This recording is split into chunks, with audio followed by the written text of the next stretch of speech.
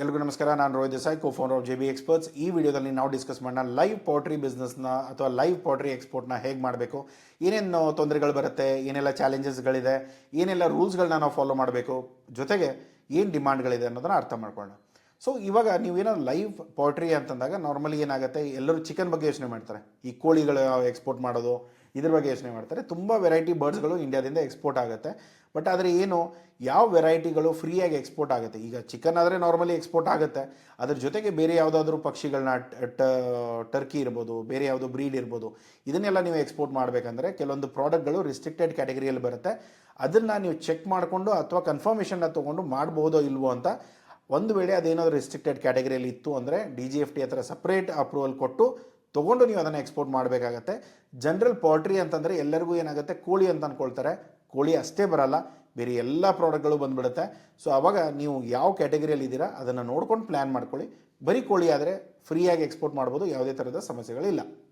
So ಇವತ್ತಿನ ಟೈಮಲ್ಲಿ India ಜಗತ್ತಿನ ಟಾಪ್ 5th ಎಕ್ಸ್ಪೋರ್ಟ್ ಪ್ರೊಡಕ್ಷನ್ಸ್ ಇದೆ. ತುಂಬ ಒಳ್ಳೆ ಪ್ರೊಡಕ್ಷನ್ ಕೆಪಾಸಿಟಿ ಇದೆ ನಮ್ಮದು. ಈವನ್ ಡೊಮೆಸ್ಟಿಕ್ ಕನ್ಸಂಪ್ಷನ್ ಹಾಗೇ ಇದೆ, ಜೊತೆಗೆ ನಾವು ಎಕ್ಸ್ಪೋರ್ಟ್ ಕೂಡ ಹಾಗೆ ಮಾಡ್ತಾ ಇದ್ದೇವೆ. ಎಲ್ಲಿ ಮೇನ್ಲಿ ನಾವು ಎಕ್ಸ್ಪೋರ್ಟ್ ಮಾಡೋದು? Middle East, south East Asia ಮತ್ತು ಆಫ್ರಿಕನ್ ಕಾಂಟಿನೆಂಟ್ಸ್. ಅದರಲ್ಲೂ ಕೂಡ ಯಾವುದು, ಬಾಯ್ಲರ್ಸ್, ಲೇಯರ್ಸ್, ಚಿಕ್ಸ್ ಮತ್ತು ಬ್ರೀಡಿಂಗ್ ಸ್ಟಾಕ್ಸ್, ಈ ವೆರೈಟೀಸ್ಗಳನ್ನ ನಾವು ಎಕ್ಸ್ಪೋರ್ಟ್ ಮಾಡ್ತೇವೆ. ವೆರೈಟೀಸ್ ಅನ್ನೋದಕ್ಕಿಂತ ಏನೋ, ಪ್ರತಿಯೊಂದು ಬರ್ಡ್ಗಳಲ್ಲೂ ಈ ಸ್ಟೇಜಸ್ ಬರುತ್ತೆ. ಆ ಸ್ಟೇಜಸ್ಗಳಲ್ಲಿ ಆ ಜನ ಯಾಕೆ ಪರ್ಚೇಸ್ ಮಾಡ್ತಾ ಇದ್ದಾರೆ, ಅವರ ಪರ್ಪಸ್ ಏನಿದೆ ಅನ್ನೋದ್ರ ಮೇಲೆ ಗೊತ್ತಾಗುತ್ತೆ. ಓಕೆ, ಸೊ DGFT ಕಡೆಯಿಂದ ಅಥವಾ ಯಾವ ಸರ್ಟಿಫಿಕೇಷನ್ಗಳು ನಮಗೆ ಬೇಕಾಗುತ್ತೆ? ಒಂದು ಗೌರ್ಮೆಂಟ್ ಬಾಡೀಸಲ್ಲಿ DGFT, ನಿಮಗೆ IC ಬೇಕಾಗುತ್ತೆ. ಜೊತೆಗೆ ನೀವೇನಾದರೂ ರಿಸ್ಟ್ರಿಕ್ಟೆಡಲ್ಲಿ ಕೆಲಸ ಮಾಡ್ತಾ ಇದ್ದರೆ ಅದಕ್ಕೆ ಲೈಸೆನ್ಸ್ ಕೂಡ ಬೇಕು.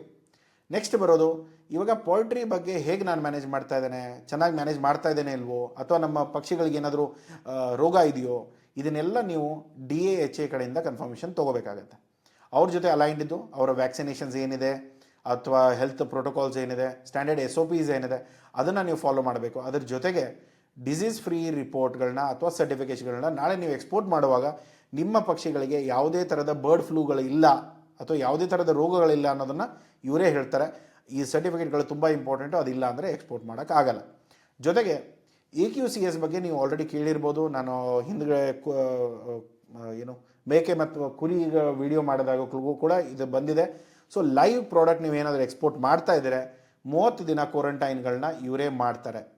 ಸೊ ನಿಮ್ಗೆ ಏನೇ ಸರ್ವಿಸಸ್ ಬೇಕಾದರೂ ಇವ್ರ ಕಡೆಯಿಂದ ನೀವು ಮಾತಾಡ್ಕೋಬೇಕು. ಗೌರ್ಮೆಂಟ್ ಎಂಟಿಟಿನೇ, ಅವರ ಟೈಅಪ್ಪಲ್ಲಿರೋ ವೇರ್ಹೌಸ್ಗಳಲ್ಲಿ ನೀವು ಮೆಟೀರಿಯಲ್ಗಳನ್ನ ಸ್ಟಾಕ್ ಮಾಡಿ ಅದನ್ನು ಮಾನಿಟರ್ ಮಾಡಿ ಅಲ್ಲಿಂದ ನೀವು ಮುಂದೆ ಎಕ್ಸ್ಪೋರ್ಟ್ ಮಾಡಬೇಕಾಗತ್ತೆ.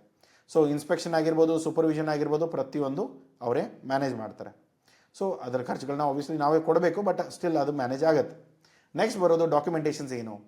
ಇವಾಗ ಮೇನ್ಲಿ ನಮಗೆ ಇಂಪೋರ್ಟ್ ಇನ್ವಾಯ್ಸ್ ಇರ್ಬೋದು, ಪ್ಯಾಕೇಜಿಂಗ್ ಲಿಸ್ಟ್, ಬೇಸಿಕ್ ಡಾಕ್ಯುಮೆಂಟೇಷನ್ ಅಂತ ಕೊಡಲೇಬೇಕು. ಅದರ ಜೊತೆಗೆ IC, RCMC, ಅಪೇಡಾ ಕಡೆಯಿಂದ ಬೇಕಾಗುತ್ತೆ. ಅದರ ನೆಕ್ಸ್ಟ್ ಇರೋದು ಎಕ್ಸ್ಪೋರ್ಟ್ ಲೈಸೆನ್ಸ್.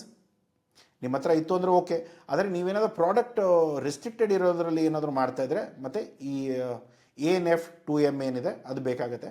ಈ ಫಾರ್ಮ್ಸ್ಗಳು ಚೇಂಜ್ ಆಗ್ತಾ ಇರುತ್ತೆ, ರೂಲ್ಸ್ಗಳು ಚೇಂಜ್ ಆದಂಗೆ ಅದನ್ನು ನೋಡ್ಕೊಳ್ಳಿ. ಒಂದು ವೇಳೆ ನಿಮ್ಮ ಡೆಸ್ಟಿನೇಟೆಡ್ ಕಂಟ್ರಿ ಯಾವ ದೇಶಕ್ಕೆ ನೀವು ಎಕ್ಸ್ಪೋರ್ಟ್ ಮಾಡ್ತಾ ಇದ್ದೀರಾ, ಆ ದೇಶಕ್ಕೆ ಆ ದೇಶದಲ್ಲಿ ಏನಾದರೂ ಇಂಪೋರ್ಟ್ ಪರ್ಮಿಟ್ ಬೇಕಾಗಿದ್ದರೆ, ಆಫ್ರಿಕಾದಲ್ಲಿ ಕೆಲವೊಂದು ದೇಶಗಳಿಗೆ ಬೇಕಾಗಿಲ್ಲ, ಬಟ್ ಕೆಲವೊಂದು ದೇಶಗಳಿಗೆ ಬೇಕಾದಲ್ಲಿ ನೀವು ಅದನ್ನು ನಿಮ್ಮ ಬಾಯರ್ ಕಡೆಯಿಂದ ತೊಗೊಳ್ಬೇಕಾಗತ್ತೆ. ನಾರ್ಮಲಿ ಅವ್ರ ಹತ್ರ ಇದ್ದರೆ ಸಾಕು, ನಮಗೇನೋ ದುಡ್ಡು ಬಂದುಬಿಟ್ರೆ ಸಾಕಾಗತ್ತೆ. ಫಾರ್ಮ್ ಮತ್ತು ಬರ್ಡ್ ಎಲಿಜಿಬಿಲಿಟಿ ಏನಿದೆ. ಸೊ ಇದರಲ್ಲಿ ಫಾರ್ಮ್ಸ್ದಾದರೆ ನೀವು ಡಿಸೀಸ್ ಫ್ರೀ ಫಾರ್ಮ್ ರೆಪ್ಯುಟೇಷನ್ ಇರಬೇಕು. ಅದು ಕೂಡ 12 ಮಂತ್ಸಲ್ಲಿ ನಿಮ್ಮ ಫಾರ್ಮಲ್ಲಿ ಆಗಿರ್ಬೋದು, ಹ್ಯಾಚರಿಯಲ್ಲಿ ಆಗಿರ್ಬೋದು, ಯಾವುದೇ ಥರದ ಡಿಸೀಸ್ ಬ್ರೇಕ್ಔಟ್ ಆಗಿರಬಾರ್ದು. ಫಾರ್ ಎಕ್ಸಾಂಪಲ್ ಬರ್ಡ್ ಫ್ಲೂ ಆಯಿತು, ಒಂದು 400-500 ಪಕ್ಷಿಗಳನ್ನ ಸಾಯಿ ಹೊಡೆದಿದ್ರಿ. ಇವಾಗ ಅದೆಲ್ಲ ಮಾಡಿದ ಮೇಲೆ ಎಕ್ಸ್ಪೋರ್ಟ್ ಮಾಡೋಕ್ಕೆ ನೋಡ್ತಾ ಇದ್ದೀರಾ, ಬಟ್ ಅವಾಗ ಏನಾದರೂ ಈ ರಿಪೋರ್ಟ್ಗಳು ಕಂಡು ಬಂದರೆ ನಾರ್ಮಲಿ ರಿಸ್ಟ್ರಿಕ್ಟೆಡ್ ಇರುತ್ತೆ ಅಥವಾ ತುಂಬ ಹೆಚ್ಚಿಗೆ ಸ್ಕ್ರೂಟಿನಿ ಮಾಡ್ತಾರೆ. ಯಾಕೆ ಅಂದರೆ ಈಗ ನಿಮ್ಮ ಬರ್ಡ್ಸ್ಗಳು ಅಲ್ಲಿ ಎಕ್ಸ್ಪೋರ್ಟ್ ಆದಾಗ, ನಿಮ್ಮ ಪಕ್ಷಿಗಳನ್ನ ಅಲ್ಲಿ ತೊಗೊಂಡೋದಾಗ ಬರೀ ನಿಮ್ಮ ಪಕ್ಷಿಗಳಿಗೆ ರೋಗ ಅಂಟ್ಕೊಂಡಿದ್ರಂತ ಅಷ್ಟೇ ಅಲ್ಲ, ಆ ದೇಶಗಳಲ್ಲಿ ಏನಾಗುತ್ತೆ, ನಿಮ್ಮ ಪಕ್ಷಿಗಳು ಇಂಡಿಯಾದಿಂದ ಬಂದಾಗ ಈ ಪಕ್ಷಿಗಳಲ್ಲಿ ರೋಗ ಇತ್ತು ಅನ್ನೋದಾದರೆ ಅವ್ರೇನು ಮಾಡ್ತಾರೆ, ಇಂಡಿಯಾದಿಂದ ಬರೋ ಎಲ್ಲ ಪಕ್ಷಿಗಳನ್ನೂ ರಿಜೆಕ್ಟ್ ಮಾಡ್ತಾರೆ, ಇಲ್ಲ ಅಂದರೆ ಎಲ್ಲದನ್ನು ಚೆಕ್ ಮಾಡೋಕ್ಕೆ ಸ್ಟಾರ್ಟ್ ಮಾಡ್ತಾರೆ. ಆವಾಗ ಆಟೋಮೆಟಿಕ್ಲಿ ಇಂಡಿಯಾಗೆ ನಾರ್ಮಲಿ ಎಫೆಕ್ಟ್ ಆಗುತ್ತೆ. ಸೊ ಹಾಗಾಗಿ ಇಂಡಿಯಾದವರು ಅದು ಕೂಡ ಏನು ಮಾಡ್ತಾರೆ, ಈ ಪ್ರಾಪರಾಗಿ ನಿಮ್ಮ ಡಾಕ್ಯುಮೆಂಟೇಷನ್ಗಳು ಸರಿ ಇಲ್ಲ ಅಥವಾ 12 ತಿಂಗಳ ಹಿಂದೆ ನಿಮ್ಮಲ್ಲಿ ಏನೋ ಒಂದು ಇನ್ಸಿಡೆಂಟ್ ಆಗಿತ್ತು ಅನ್ನೋದಾದರೆ ಅದನ್ನು ಕೂಡ ಅವರು ಕನ್ಸಿಡರ್ ಮಾಡಿಕೊಂಡು ಅದನ್ನು ಪ್ರಾಪರಾಗಿ ಚೆಕ್ ಮಾಡ್ಕೊಳ್ತಾರೆ. ನೆಕ್ಸ್ಟ್ ಇರೋದು ವ್ಯಾಕ್ಸಿನೇಷನ್ ಇರ್ಬೋದು, ಯುನಿಕ್ ಐಡೆಂಟಿಟಿ ಟ್ಯಾಗಿಂಗ್ ಇರ್ಬೋದು. ಅದರ ಜೊತೆಗೆ ಮ್ಯಾಂಡೇಟ್ರಿ ಚೆಕ್ಸ್ ಮತ್ತು ಕ್ವಾರಂಟೈನ್ 30 ದಿನ ಕ್ವಾರಂಟೈನ್ ಬೇಕಾಗುತ್ತೆ, ಬ್ಲಡ್ ಟೆಸ್ಟ್ ಮಾಡಿಸೋದಿರುತ್ತೆ. ಸೊ ನಾರ್ಮಲಿ ಇವನ್ನೆಲ್ಲ ಚೆಕ್ಗಳನ್ನ ಮಾಡ್ಕೋಬೇಕು. ಅದು ಪರ್ಮಿಸಲ್ ಲಿಮಿಟಲ್ಲಿ ಇತ್ತು ಓಕೆ, ಅಥವಾ ಈ ಏನೋ ಡಿಸೀಸ್ಗಳು ಡಿಟೆಕ್ಟ್ ಆಗಿದ್ದರೆ ನಾರ್ಮಲಿ ಆ ಪ್ರಾಡಕ್ಟ್ಗಳನ್ನ ನಾರ್ಮಲಿ ರಿಜೆಕ್ಟ್ ಆಗುತ್ತೆ. ಸೊ ಫೈನಲ್ ಇನ್ಸ್ಪೆಕ್ಷನ್ನ EQCS ದವರೇ ಮಾಡೋದು. ಅದನ್ನು ಚೆಕ್ ಮಾಡಿಕೊಂಡು ಅದೆಲ್ಲ ಓಕೆ ಇದ್ದರೆ ಮಾತ್ರ ಶಿಪ್ಮೆಂಟ್ ಆಗುತ್ತೆ, ಇಲ್ಲ ಅಂದರೆ ಶಿಪ್ಮೆಂಟ್ ಆಗಲ್ಲ. ಸೊ ಇವಾಗ ನಾವು ಟ್ರಾನ್ಸ್ಪೋರ್ಟೇಷನ್ ಮಾಡುವಾಗ ನಾರ್ಮಲಿ ನಾವು ವಯಾ ಏರೇ ಕಳಿಸ್ತೇವೆ. ಸೊ ವಯಾ ಏರ್ ಕಳಿಸುವಾಗ ಈ ರೂಲ್ಸ್ಗಳೆಲ್ಲ ಏನಿದೆ ಇದು ನಾರ್ಮಲಿ ನಮ್ಮ ಫ್ರೈಟ್ ಫಾರ್ವರ್ಡರ್ ಮತ್ತು ಏರ್ಲೈನ್ಸ್ದವ್ರು ನೋಡ್ಕೊಳ್ತಾರೆ.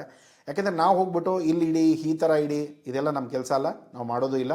ನಾವೇನು ಮಾಡ್ತೇವೆ, ಏರ್ಲೈನ್ಸ್ದವ್ರಿಗೆ ದುಡ್ಡು ಕೊಡ್ತೇವೆ, ಅವ್ರ ರೂಲ್ಸ್ ಆ್ಯಂಡ್ ರೆಗ್ಯುಲೇಷನ್ಸ್ ಏನಿದೆ ಅದರ ಅಕಾರ್ಡಿಂಗ್ಲಿ ಅವ್ರು ಪ್ರತಿಯೊಂದನ್ನು ಪ್ಲ್ಯಾನ್ ಮಾಡ್ಕೊಳ್ತಾರೆ. ಇಷ್ಟು ಕೋಳಿಗಳಿದ್ದರೆ, ಇಷ್ಟು ಪಕ್ಷಿಗಳಿದ್ದರೆ, ಇಷ್ಟು ಸ್ಕ್ವೇರ್ ಮೀಟ್ರಿಗೆ ಇಷ್ಟೇ ಇಡಬೇಕು, ಅಥವಾ ಇಷ್ಟು ಗಂಟೆ ಫ್ಲೈಟ್ ಇದ್ದರೆ ಇಷ್ಟೇ ನೀವು ಇಡಬೇಕು. ಇದಕ್ಕಿಂತ ಹೆಚ್ಚಿಗೆ ಇತ್ತು ಅಂದರೆ ಸ್ವಲ್ಪ ಜಾಗ ಹೆಚ್ಚಿಗೆ ಕೊಡಬೇಕಾಗತ್ತೆ, ಬೇರೆ ಎಲ್ಲೋ ಲ್ಯಾಂಡ್ ಸ್ಟಾಪ್ ಓವರ್ ಇರಬೇಕಾಗತ್ತೆ.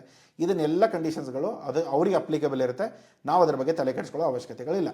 ಸೊ ಇವಾಗ ನಾವು ಎಕ್ಸ್ಪೋರ್ಟ್ ಮಾಡೋ ಡೆಸ್ಟಿನೇಷನ್ಗಳು ಅಥವಾ ನಾವು ಎಕ್ಸ್ಪೋರ್ಟ್ ಮಾಡೋ ಮಾರ್ಕೆಟ್ಗಳು ಯಾವ ಚೆನ್ನಾಗಿದೆ.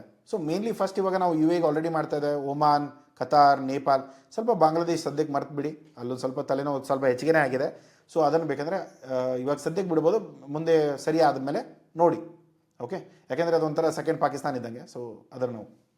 ಸೊ ಇಲ್ಲಿ ಹೈ ಡಿಮಾಂಡ್ ಏನಿದೆ ಯಾವುದಕ್ಕಿದೆ, ಒಂದಿನದ ಡೇ ಓಲ್ಡ್ ಚಿಕ್ಸ್ ಏನಿದೆಯಲ್ಲ, ಒಂದಿನದ್ದು ಚಿಕ್ಕ ಮರಿಗಳು. ಸೊ ಅದಕ್ಕೆ ನೀವು ತುಂಬ ಡಿಮಾಂಡ್ ಇದೆ, ಬ್ರೀಡಿಂಗ್ ಸ್ಟಾಕ್ಸ್ಗಳಿಗೆ ಡಿಮಾಂಡ್ ಇದೆ.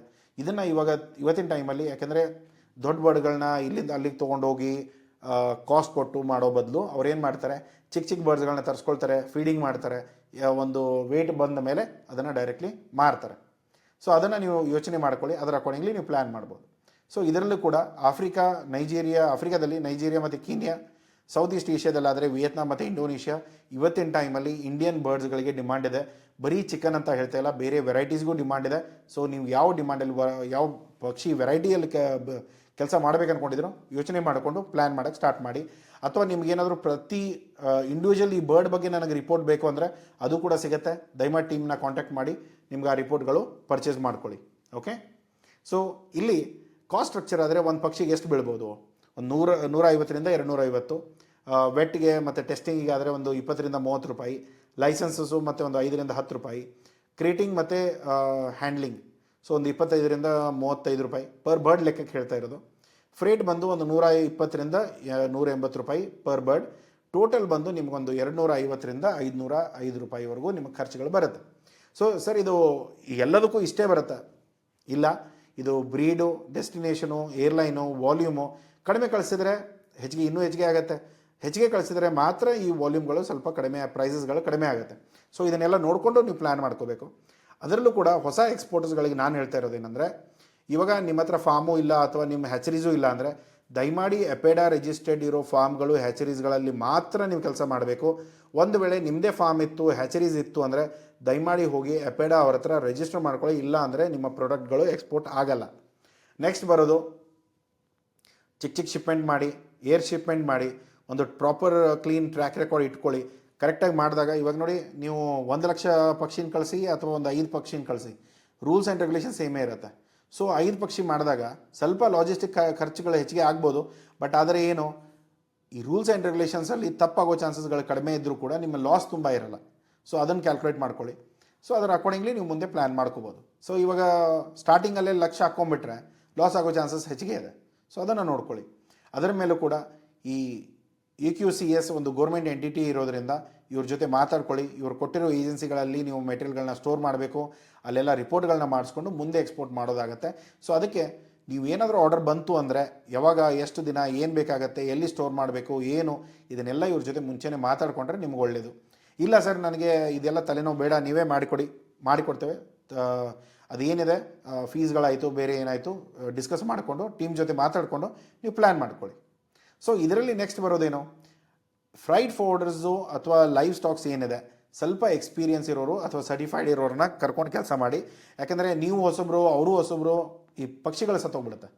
ಸೊ ಅದಕ್ಕೆ ಸಮಸ್ಯೆಗಳು ಆಗೋದು ಬೇಡ ಅಂದರೆ ದಯಮಾಡಿ ಎಕ್ಸ್ಪೀರಿಯನ್ಸ್ ಇದ್ದವ್ರ ಜೊತೆ ಕೆಲಸ ಮಾಡಿ, ಕರೆಕ್ಟಾಗಿ ಆಗುತ್ತೆ.